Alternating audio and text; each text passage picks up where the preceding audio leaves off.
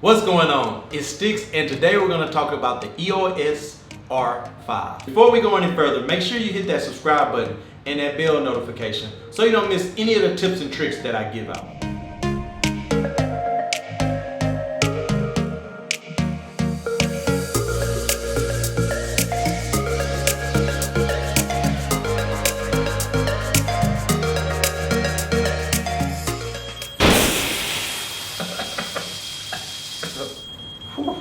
So everyone wants to know if that's my camera overheating. No, it's not. But let's get into that topic. So I actually got to take this camera out the other day with my homie Brandon of B-Watch Media and put this camera to the test in a real life situation. So we took it out for a wedding. I know everyone's gonna say like, are you crazy on a wedding?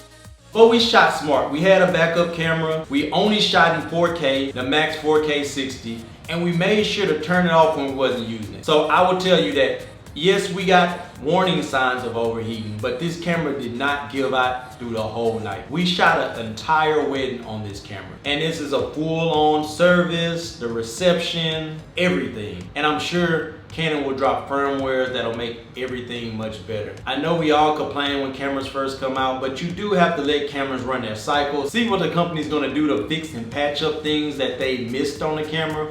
If you want to check that out, I'm sure Brandon's going to put a video about it. Make sure to go check out his channel. But I just want to let y'all know that this camera is not as bad as everybody's making it. You have to know what you're doing. If you're going to overshoot, yes, this camera is not for you. But if you think that you can use this and know that the disadvantages can be used as advantages, this is the camera for you. We got through this shoot with a CFast express card and an SD card. Using dual card slots can make sure that you make it through a wedding. And I feel like this could be good for any other thing else that you want to do. So I like how this camera feels in your hand. It's very much heavier, like a 5D.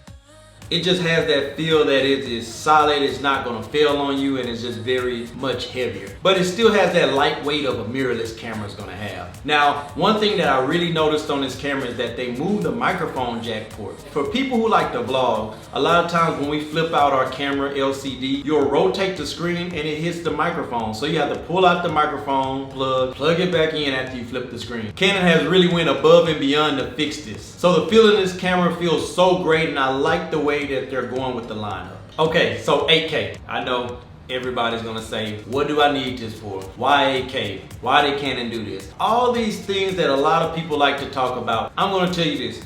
8K is the future. One thing that you wanna have is a future-proof camera. I look at it like this. If you get an okay 8K camera, but it shoots really good 4K, I feel like you got the best thing you could have. Once 8K hit, you're already ready for the future. And one thing that you can always look at, that this will step you up above everybody else. So the 8K in this camera is very bulky. It will run through your memory card. I would not recommend to shoot with it. But I did shoot some footage and it looks great. There's a lot more resolution, but would I use this for everyday use, or would I use this for anything that I do professionally? I'm gonna say no. TVs are on the market for 8K now, so make sure that everyone is thinking about the future. That's what Canon was doing with this camera, I think. 4K. So we talked enough about 8K, but 4K is where we're living right now. 4K is all around us. Monitors are becoming 4K. Phones are gonna be 4K. This is where we're at. So here's a few clips of showing you 4K in this camera to see how sharp it is.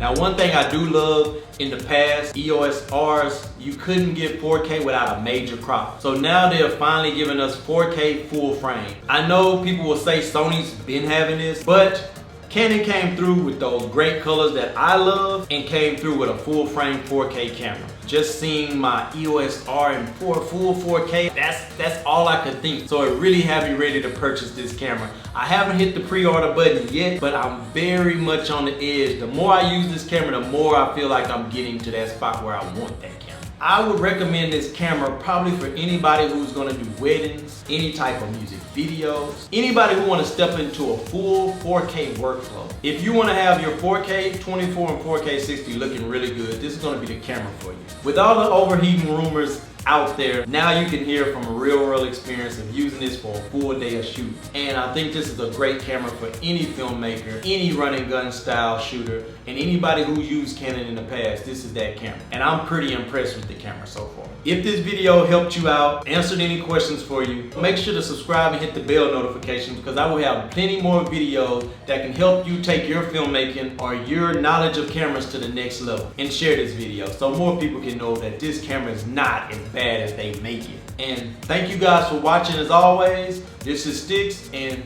peace.